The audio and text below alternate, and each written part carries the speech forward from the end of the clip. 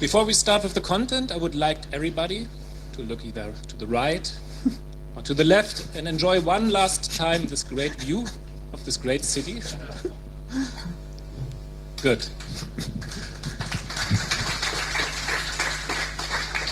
So when we're doing web application security research or application security research, we tend to pick very small problems and beat them until they break apart. And then we are very proud, and then we tell the world about this, and sometimes we fix them and we tell the world and we're prouder. But still there remain rather small, nitty-gritty details that we work on. And sometimes it's very good if we talk to people that have a wider view, that have seen a lot of things and that are able to put stuff into context.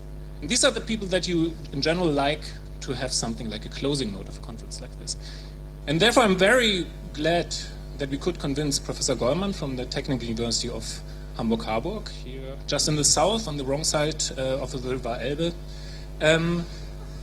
to tell us, or to give us his take on the things that we try to negotiate and manage and teach at this conference. And so with no further ado, Dieter Gollmann. Thank you very much for the invitation. My university is, as the French say, rive gauche, left bank of the river. For the people on this side, Bavaria.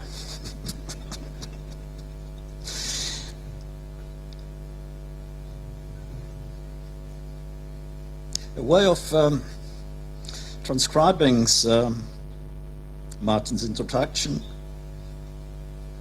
You ask someone who doesn't know what these people have been talking about, what he took away from these, in my case, 3 days. I was first involved with the workshop Martin organized at our place on Wednesday, and I've been here on and off for the past 2 days.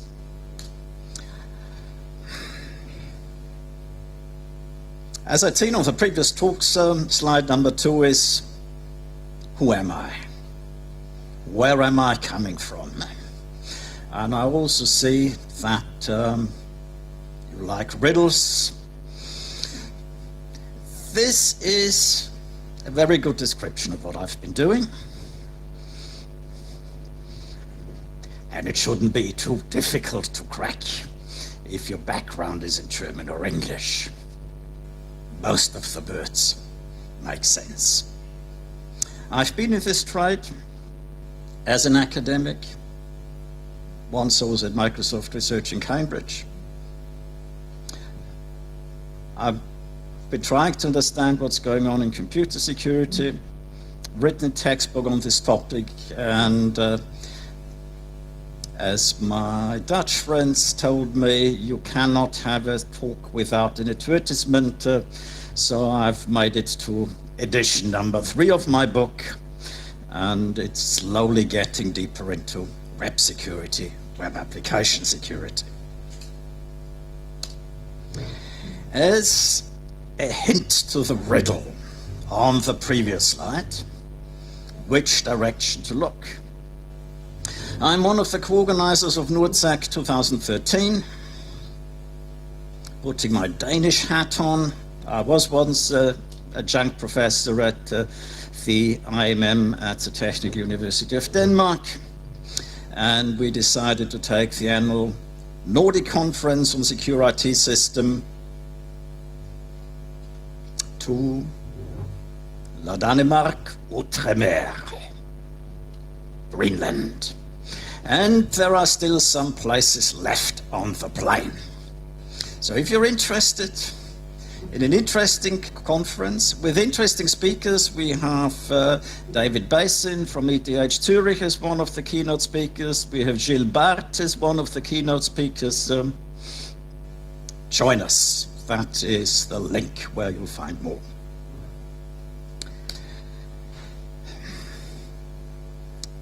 To the topic, computer security. You have a quote here. The problem we've been talking about arises from a combination of factors. That includes the extension of resource-sharing concepts to networks of computers, the slowly growing recognition of security inadequacies of currently available computer systems. The language isn't quite fashionable with the concepts you could immediately apply. The web, a network of computers. Awareness that there are security inadequacies. How old is this statement? 10 years, 20 years, 30 years, 40 years? We could have a spread betting exercise. My English background would like this, but it's not something to do here in Germany. So I will tell you, Anderson Report 1972. We've been here for the past 40 years. You could discuss, is this good news? Is this bad news? Are we making progress? Are we moving in circles? Is there something to learn? Picking up some of the comments from the previous days.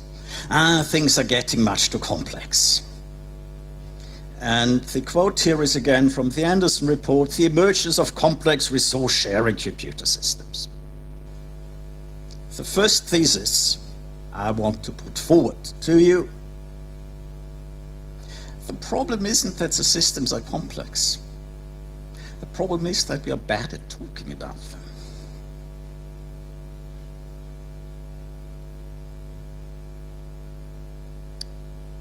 We have to work on our language.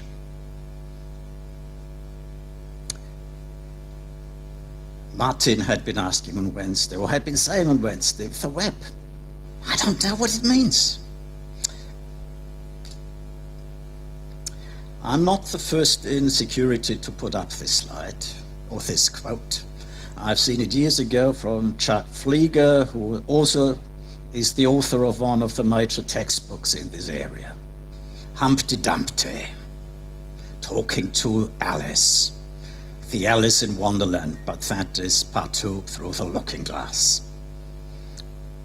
When I use a word, it means just what I choose it to mean, neither more or less. Which is a good piece of advice. You might want stronger authority than Humpty Dumpty to take this view. So, what about Ludwig Wittgenstein, another Austrian who spent time in Cambridge? In his second spell in Cambridge, he came to the conclusion words don't have an innate meaning. Looking for that meaning in the Kantian sense of philosophy. Forget about it. He made himself unpopular with quite a few people at that time. His view was words are tools for conversations. So in that sense, for the language we need to talk about web application security, we can pick the words that are useful for the conversations we need to have.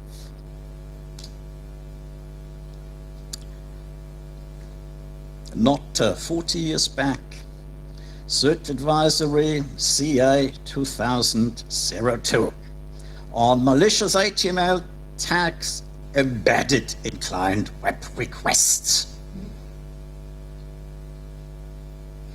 At that time, I was sitting in an office at Lions Yard in Cambridge. And in the office next to me was a guy who once in a while came over to me and said, Japanese character sets. What a nightmare. Japanese character sets.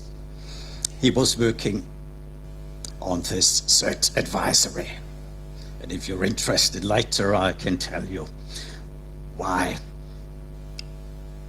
he was so agitated about Japanese character sets. Back to my thesis, to my agenda.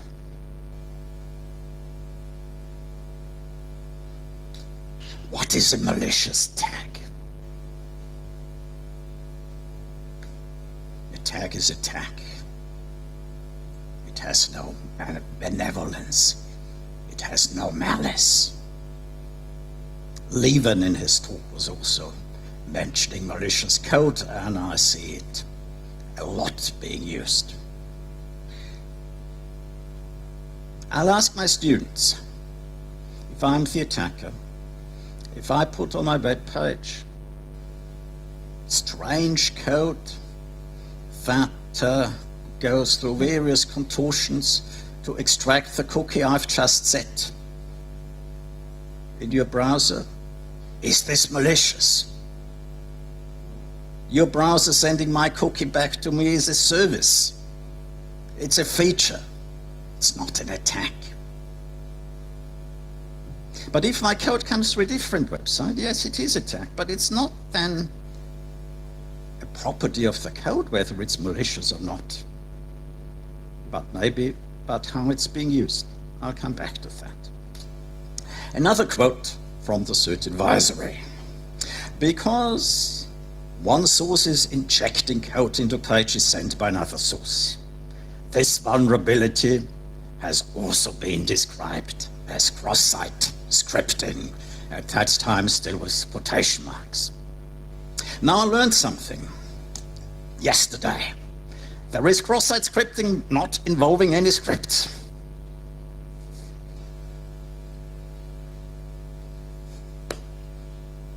You can invoke Wittgenstein and say words mean what I say they mean, and I use cross-site scripting in a way that you don't need any scripting and it's still cross-site scripting. And I will tell you, please don't. I try to teach my students about software security, about website security, and having to explain to them there is a term called cross-site scripting, but it doesn't involve scripts necessarily. I will not be very successful in getting any clear idea across what the nature of the problem is. This, in my view, has to do with the way we perceive attacks, understand attacks. And I have 3 angles. Angle number 1, we can look at the method by which the attack is executed. And I should say, before I go into details, the angle we are adopting will also influence the countermeasures that come to our mind. So, we could say, in line with what you've seen in the CERT advisory, it's code being injected, scripts being injected, it's a code injection attack, which it is. And then we defend against code injection through encoding, through intrusion detection systems, through clever ideas, maybe even sandboxing to some extent might fit in here. We can, and I jump to the 3rd point, look at the effect of the attack in terms of the application.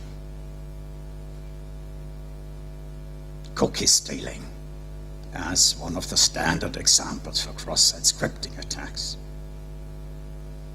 I'm giving courses on security. If you know German universities, there is an exercise class going with it. And very early on in one of those courses, the PhD student who was in charge of the exercise classes gave a live cookie stealing cross-site scripting demo. Impressive. It works. At the end of the term, examinations. What is cross-site scripting? Well, you steal a cookie. And the effect at that level takes over. And then your defense might be, take the cookies away from the attacker. HTTP-only cookies. Sessions not created using cookies, but some other fashion. You could, final point on this slide, look into the system and ask which security property has been violated.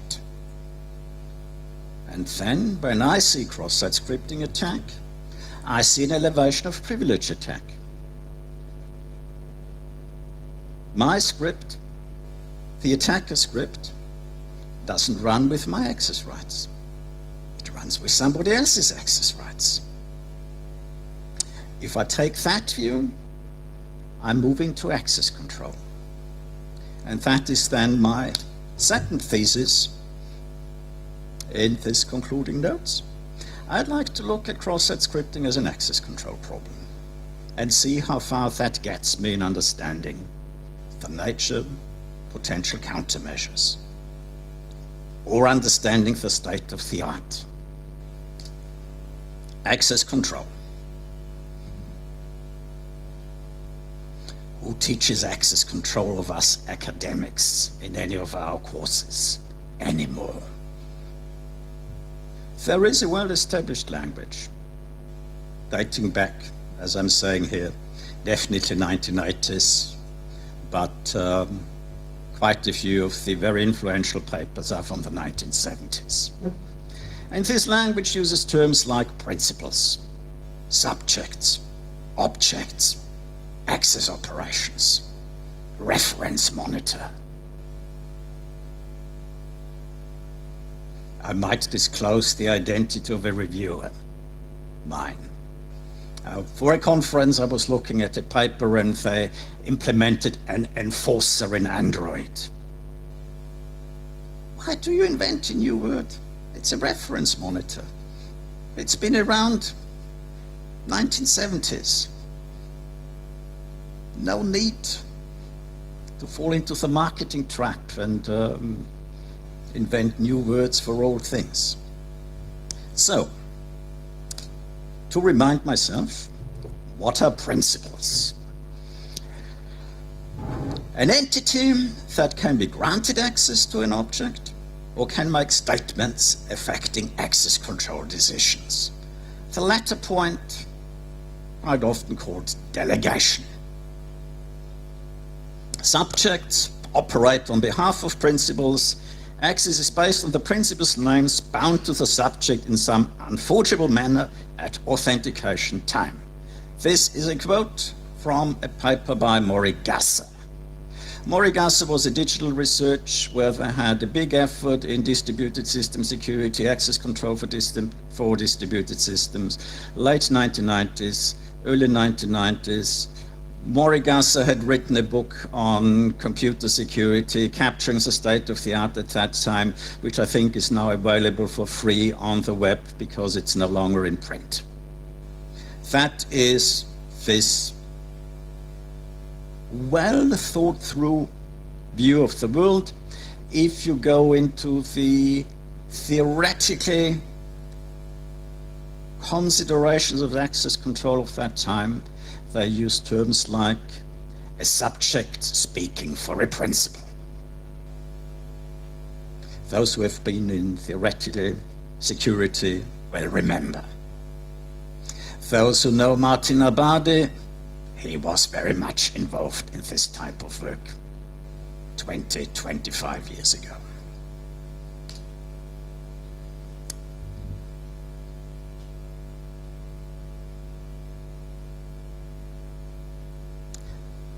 I have to admit, I'm sliding in, not in this talk, more generally, into the role of a historian of computer security.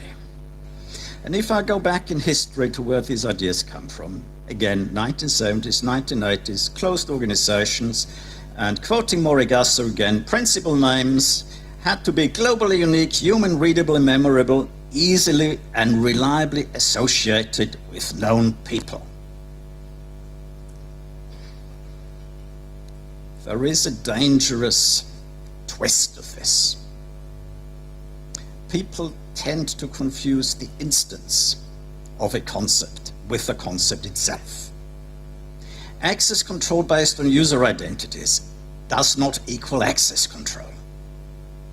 It's the access control of the 1970s and 1980s, sometimes called identity-based access control.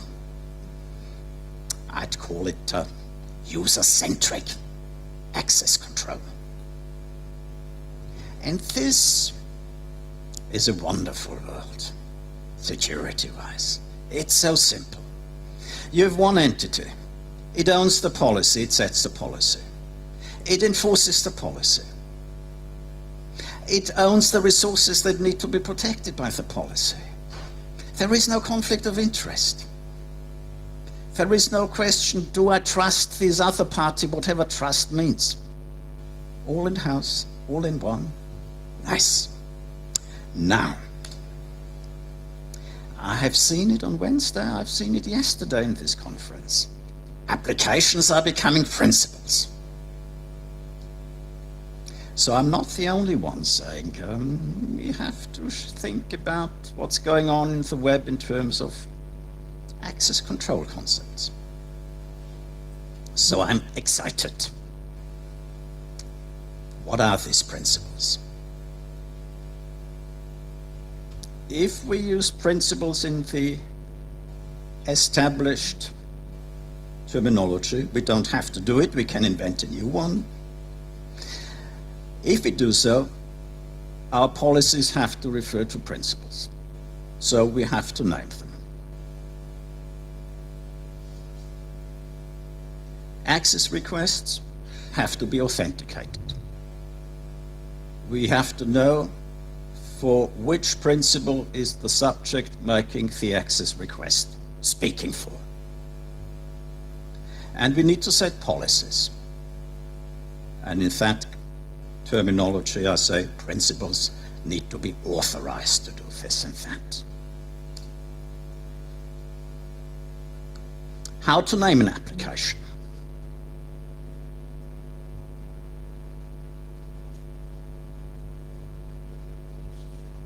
Write a manifest, have a field name, write a name into it, show this to an access control guy and say, that's the name we're going to use for access control. He'll fall over laughing. Names have to be unique. There had been a huge discussion around early 1990s. Unique in which respect? Do we need globally unique names? And the security distributed access control community said no, local names, but locally unique names. But they need to be, in a way, unforgeable. Levin, in his talk just before the break, using domain names in a way as name for application, and then the domain expires and somebody else takes the same name and you have messed up. Of course, how could you be so silly to use such names for access control?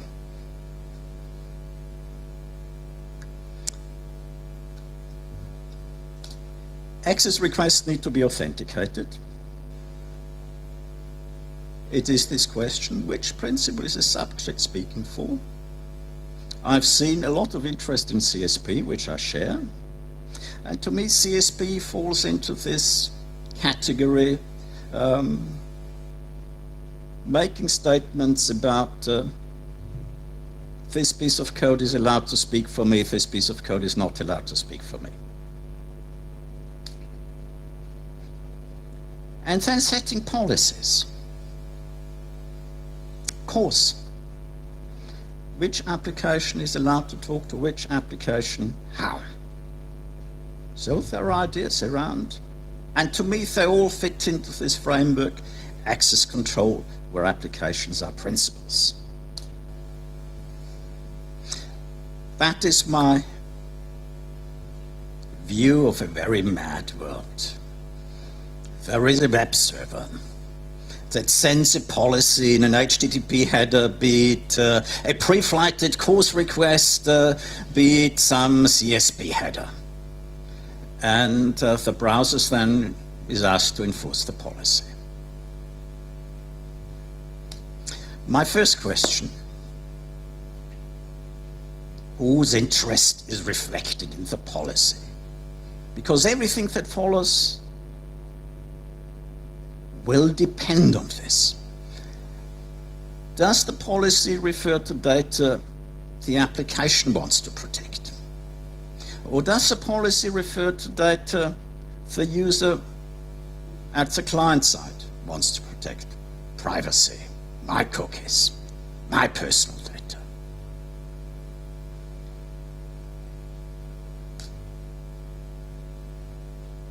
couple of years ago, I had a student and I had asked her, I'm now hearing so much about course. Write your master thesis on course, tell me what it is, tell me what security it provides, as opposed tell me what claims about the security are being made. And she was explaining to me this scheme with pre-flighted request and the browser receiving the policy from the server. And I asked her, well, why does the browser trust this? Okay, haven't thought about it. A couple of weeks later, she came back and said, I got in contact with the working group, and the working group told me, you were asking a completely wrong question. It's not about protecting anything at the client side, it's really protecting the application. But, she said, if you then look at the blogs of people talking about course, they want to protect the client. They are confused about the goals of the policy already at that level. Another point of madness. Why does the server expect that the browser enforces the server's policy?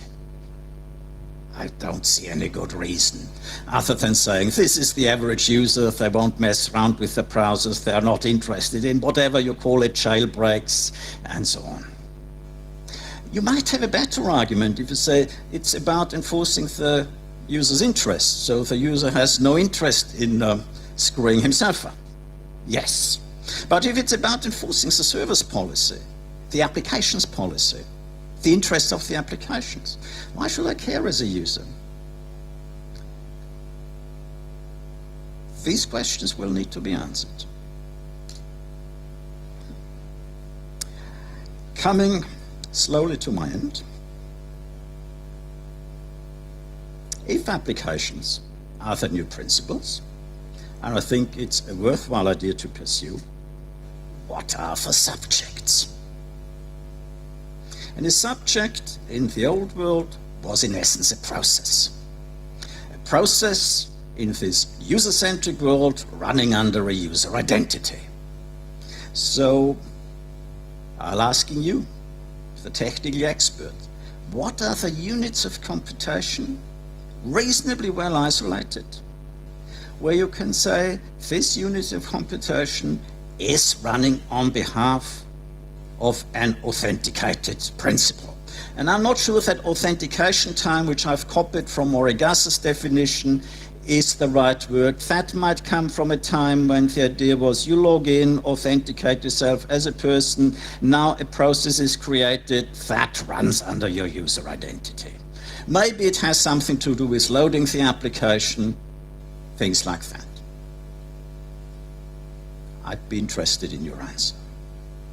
Then I'd learned something about the W3C draft on runtime and security model for web applications. And talking to this out security community, you will hear comments, once we had models, Bella Padula, Clark Wilson, Biber, Chinese wall, no models left. I got, again, quite curious, heard about it on Wednesday, printed it out on Thursday, read it, and I didn't find a model. I found lots of interface specifications, which is natural and reasonable, and typically for that community, typically in a positive sense, that's how everything has grown. But I didn't see a security model I would recognize in terms of access control with principal subjects, policies, who is making statements about policies, who is enforcing policies, and the like. And I think the standard, or this draft will have to move in this direction if it wants to meet this promise of developing a security model for web applications. So, this is the closing note of the closing note. Again, something I'd heard definitely on Wednesday, maybe also at other times. Things are moving so quickly, changing so quickly. Internet times. in my times at Cambridge. Roger Needham was my lab director, and the terrible speed of the internet was a discussion topic then, 10, 15 years ago. And he said, internet times. The wheel of reincarnation is spinning faster. Which might not be a bad idea to do. And go back to these ideas about access control in distributed systems, early 1990s. See what applies, see what the differences are. Get a better understanding of this very interesting interplay between various parties connected in the web. And that is the end. I'll say Khwanak. To remind you, you'll meet me next in this place, here, with the view on the ice fjord of Ilulissat. Thank you very much.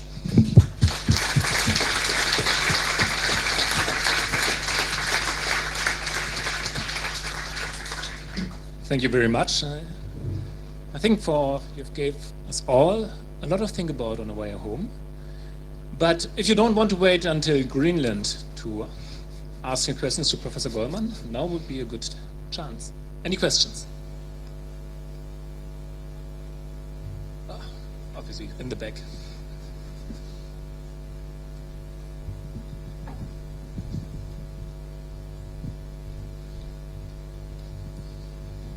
Hi, Monica. I actually don't have a question, but like 2 comments.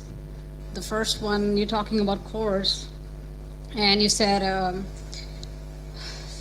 one second. So you said that with cores, it's not sure, what are we trying to protect, right? We're enforcing the security policy for the server or for the client. So I think it's not more about what we're trying to protect in terms of server, because to protect the server, we already have same origin policy for that. What Course does is actually provide you a mechanism for the users and the features it provides to the users that they want to do cross-domain access despite the same origin policy. But if it's a user's interest, why does the server tell the user what the policy is? Yeah, but or why does the application tell the user of the application what the user's policy ought to be? Yeah, because the user cannot tell the server about the policy, because if every user starts defining that, then we have a problem with providing. That's like saying the user defines security, and you can't expect the user to define security. User does not know what security is. It would be hard. It would be way more complicated than just, I don't know, users can define more features than biosecurity. And the second comment that I wanted to make was you were talking about there's a lack of security models for applications that use principles and identities and stuff like that. Actually, I'm working on a private project that actually goes in this direction, but you can't really see it right now because it's not published at the moment. Just wanted to make a comment on that. Thank you.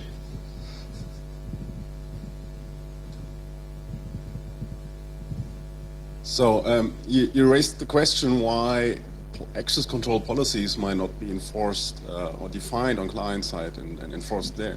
No, I didn't raise the question. I was just observing a setup where one party defines the policy and expects another party to enforce it. Okay. And I'm asking, why this expectation?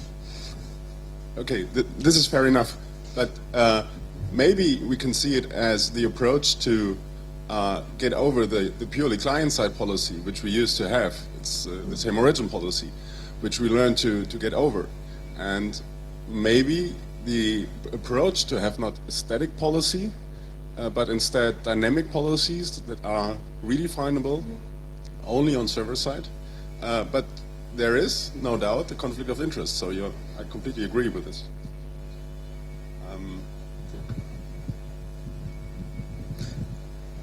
Do you want to say something to it? Yeah. So I'll hand the discussion to the floor. Okay, so thank you very much for your talk. I found it very good. You talked about CORS and CSP, yeah, and about trust. And I think when you want to understand trust, you also have to think about incentives. And when we talk about incentives, I want to add another technique, that is browser plugins such as NoScript or AdBlock Plus and things like that. So, and a year ago or so, or until a year ago, every one of us was using AdBlock because we were trusting the makers of AdBlock that we don't want to see any ads. And now in the recent months, we saw what the real incentives of the AdBlock makers were, because now when you want to place ads, you can pay AdBlock that they will let their ads, so my ads, will get through your site even though you use AdBlock, right? So it's, I think you also have to think about the incentives. I think that comes back to Martin's remark, what is the web? And you could say,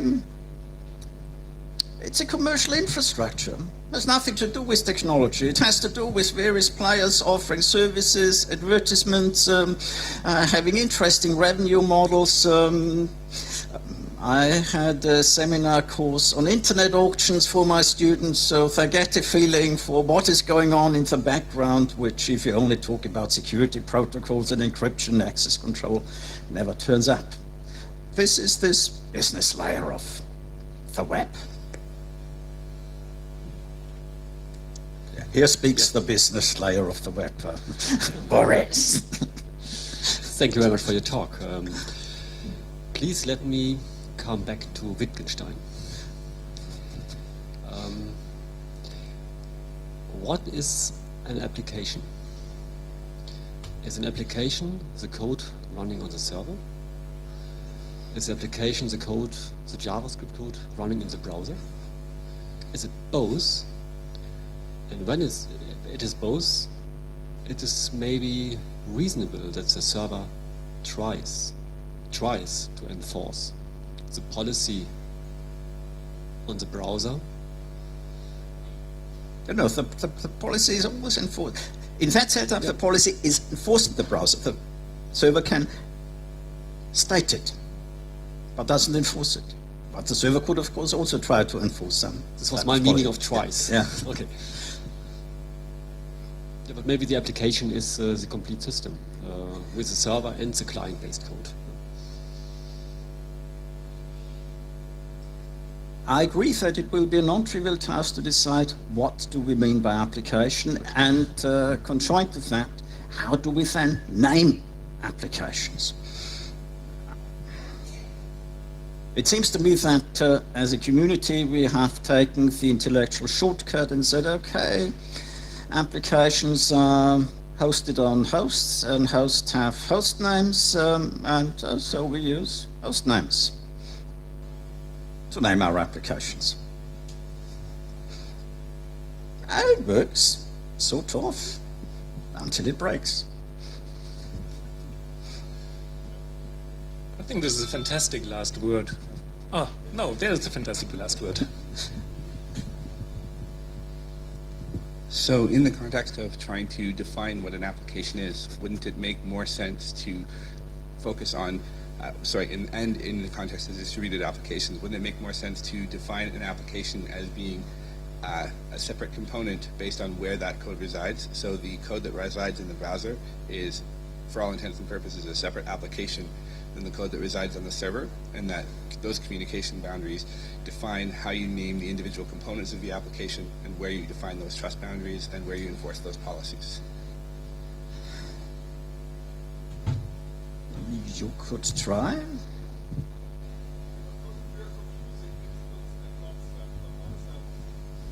Thomas, wait a second.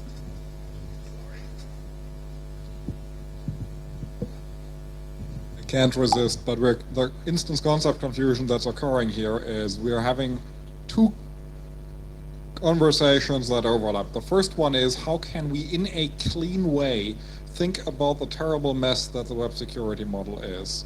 That is a partially descriptive conversation where the question then turns into, if we think about it in a clean way, are there new ways to name things? Are there perhaps new security boundaries that can develop? Are there out security boundaries that can develop holes, which is the case with cars? The second discussion is there a different way we could think about a security framework for something for the web? And I think being very clear what mode we are in as we're talking really helps.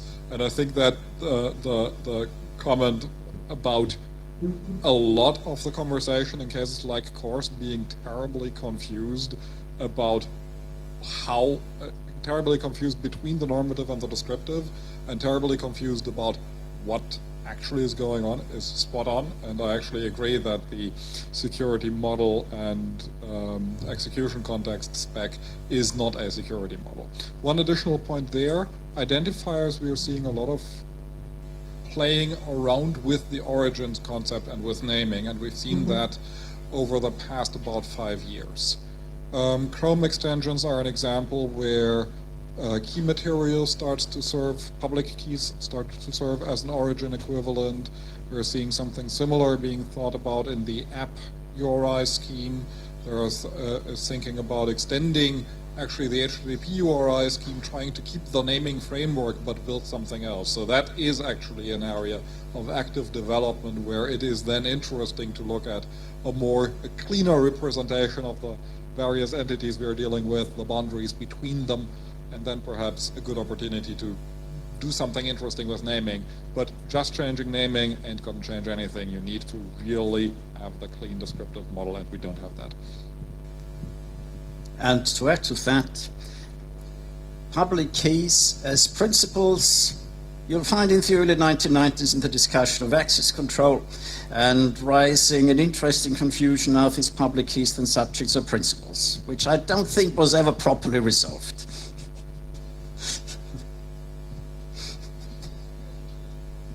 So every further discussion is postponed until Greenland. And thanks, Dieter Görmann again.